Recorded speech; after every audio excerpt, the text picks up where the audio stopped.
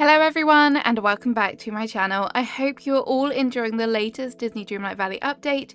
It's definitely so overwhelming. There's so much content and there is particularly a lot of content included in the Rift of Time expansion, but I know some of you may still be on the fence about purchasing the latest update, so I wanted to share with you some of my first impressions, honest thoughts about the DLC. I've played it for maybe nearly 5-6 hours now and I'm really enjoying it, and hopefully this will help make your mind up about whether to purchase it. If you're not familiar with the DLC, this is a brand new map where you get to explore the secrets of Eternity Isle. As part of this update, there are 3 brand new villagers: Gaston, Rapunzel and Eve. This is a paid expansion. It costs $24.99 in UK pounds, and in US dollars it's $29.99, which may feel like a hefty price tag given the amount that some players have already played for the game. I will leave it up to you to decide after we've taken a deep dive through everything to decide if it's worth it for you. And I will of course share my opinion at the end.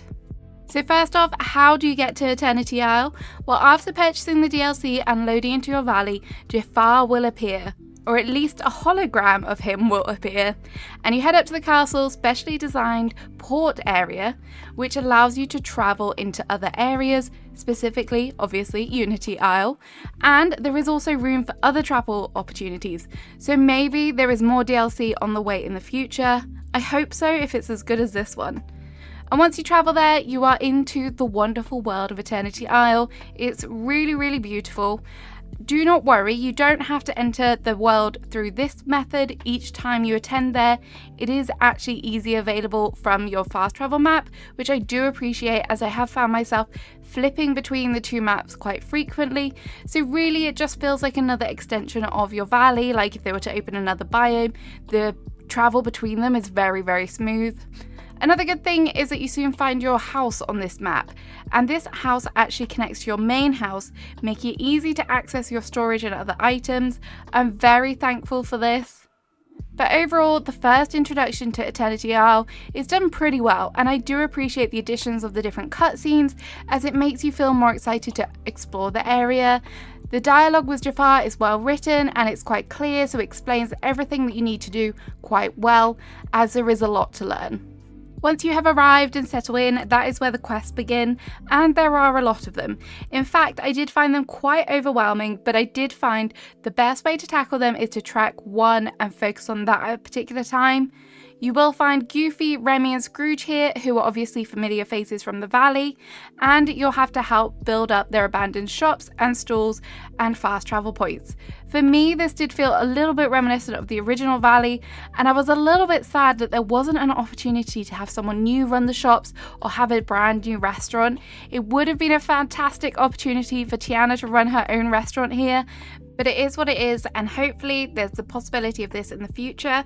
The other downside, which I think a lot of people were hoping for, that this would be a separate Scrooge's shop, and unfortunately it is not. This is a mirror image of the shop in your current valley. Having this mirror image does mean that you can focus on one area and stay within that area and not have to return to your valley. And frankly, I'm sure that they don't have enough items to keep 2 shops stocked, so I can definitely see why they have done it this way. But I just want more furniture and clothing items, and who can blame me? After you have finished rebuilding, you will soon meet the new characters. Each of these have of course their own friendship quests. So far I've mainly focused on Eve and Rapunzel's questlines so far, and honestly they do feel like there is a little bit more depth to them than some of the other ones that I've played in the past. One of Rapunzel's questlines had me running around chasing things, and Eve's storyline was adorable with taking photos of things that she was scared of. Honestly, I wasn't too hyped for Eve, but seeing her in the valley has definitely changed my mind about her. Her dialogue is super cute, and if you're lucky, you may find her flying around. Gaston's chat is as you would expect from Gaston, and it's very humorous and quite funny, so I do appreciate that as well. Overall, these quests so far seem really good, and the characters seem to be well on point with what you would expect to see from them. Jafar's main storyline also runs throughout this, and there are little statues that you can use to interact with him throughout the map, which is very handy. You don't necessarily have to run to a particular one unless the quest calls for it. Obviously, I haven't completed all of the quests yet, so I can't give you a full overview of the length of the quest and all of the content, but my first impressions are good, and it will definitely take a good amount of time to complete all of these. If you're concerned about the amount of time versus the cost of the game, I definitely think there is a good amount of gameplay here to play. Another major selling point of this expansion pack has been the new tool, the Hourglass. I wasn't quite sure how I'd feel about this or how exactly it would work in practice, but I've been having a lot of fun with this, and it's definitely a unique feature. So there are a few ways that you can use this. Firstly, to remove mysterious piles of resources and get rewards from them that way, and you can also locate hidden treasure. You basically run around the map, and then when you hit a certain button, it will reveal how close you are to treasure, and when it gets near it, it glows even stronger. And once it pops up, you must quickly tap to reveal the loot. You may also notice mysterious orbs around your island. I actually found some of these in my valley before I unlocked the dialogue for this, and I thought they were glitches. But now I know they are actually time rifts, and you have a certain amount of time to locate the treasure inside before it disappears. It also does play a role in some of the quests. But overall, I think this is a new gameplay mechanic that I love, and it really is a fresh addition to the game. In the Valley, you obviously have Dreamlight, but on Eternity Isle you have Dream Mist, which acts in a very similar fashion. Although the game does pull gold from one balance, Dream Mist is totally separate from Dreamlight, which I think is a wise decision. Just like with Dreamlight, there are mini daily duties and longer stretch goals to unlock to earn Dream Mist, and you can also find it in the world by clearing resource piles with your tools and the shards that are similar to Night Thorns in the Valley.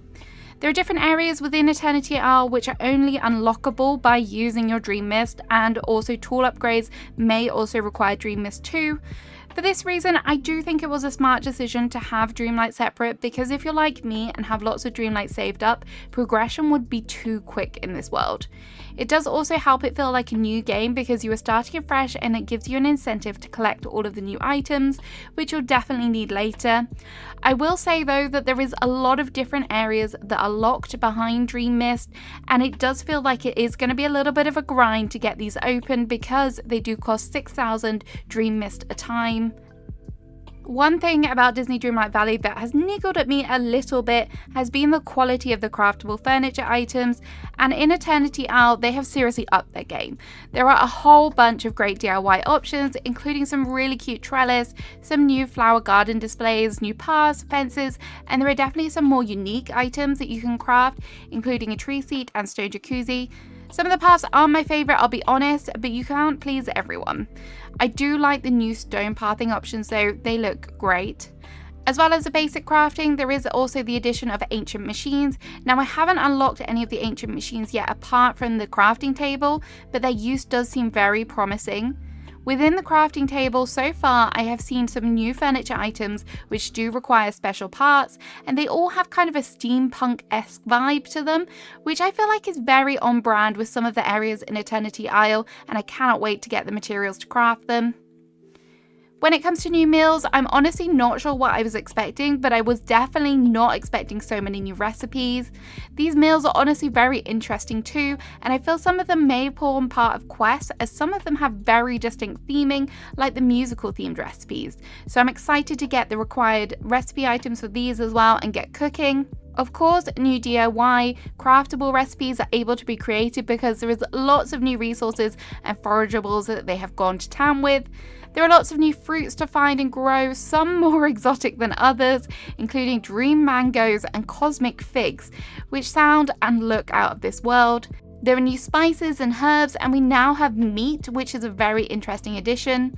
Crafting wise, there are also new materials such as gems, copper, amber, pearls, quartz, and plastic scrap that can be fished. There's honestly so many. I'm just touching the surface here. I think that these new items are a great addition, and their colours can also be seen in some of the new pathing options. Of course, I have to mention flowers too. I love the new flowers and the cacti that they have included. Again, it's very on brand with the theming of the different areas, and you can craft these into lots of things, including little cacti planter pots, which are so cute. Overall, I'm having a lot of fun with these new items, and running around the world unlocking new recipes when you find an item for the first time is very exciting. It's like, ooh, what am I going to find next? I haven't spoken about this so far, but there are 3 kind of distinct biomes and they are all very unique. The theming of each of them is really well done and definitely eye-pleasing. There are some interesting tunnels connecting them, which is also nice to run through, and it feels fresh from the valley, which was very open before. Each of the new biomes does also come with new foliage and they're fun to decorate with. Some of them are definitely great and you can use these back in the valley as well, which was fun to do.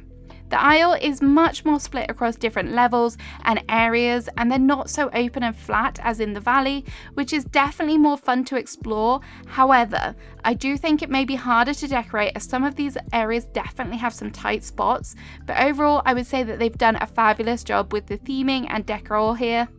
In the 3 different biomes, you will also find 3 new critters or companions. These are the capybara, the cobras, and also the monkey. I can take or leave the cobras, but I do kind of love this pink spotted one. There's something about it that would be perfect for Valentine's Day dream snaps. Can you imagine? The monkeys are kind of cute, and the capybaras, I love them, but nothing's quite going to replace the Rapunzel one that we got as a free gift. And the final key feature of the Rift in Time expansion is Scramble Coin. Now, I'll be 100% honest with you and say I don't really know what's going on here. I mean, it kind of makes sense to me how you play it, but have I mastered it? Definitely not. Essentially, each piece has its own formulation of moves that it can make, and the aim of the game is to win as many coins as possible. It does sound very simple, and it is a fun little addition. It's really nice to see different game modes to play in the game, but when I have so much to do, it's definitely going to be one of the activities that may be pushed to the bottom of my list. Although I will say one of the plus sides is that you can win different character figures which act as furniture, and you can buy these from Scrooge once you've won them. So that's nice to see. So there we have it. So do I think it's worth it? Honestly, yes I do.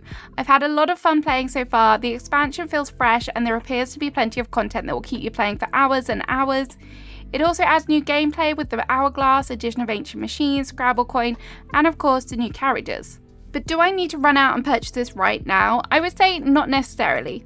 This is obviously going to be around forever, and with the December free content update just taking place and the Star Path, you could afford to wait for the downtime between the Star Paths if you want a little bit of extra content between those times. I will say having the Star Path and everything that came with the December update and this on top has made it feel even more overwhelming. Additionally, if you're feeling the seasonal pinch in your bank, don't panic too much. I hope you found this helpful if you're contemplating buying the game, and if you've already played the expansion, please share with me in the comments what your favourite feature is so far. I shall see you again soon with another video. Have a great rest of your day. Goodbye!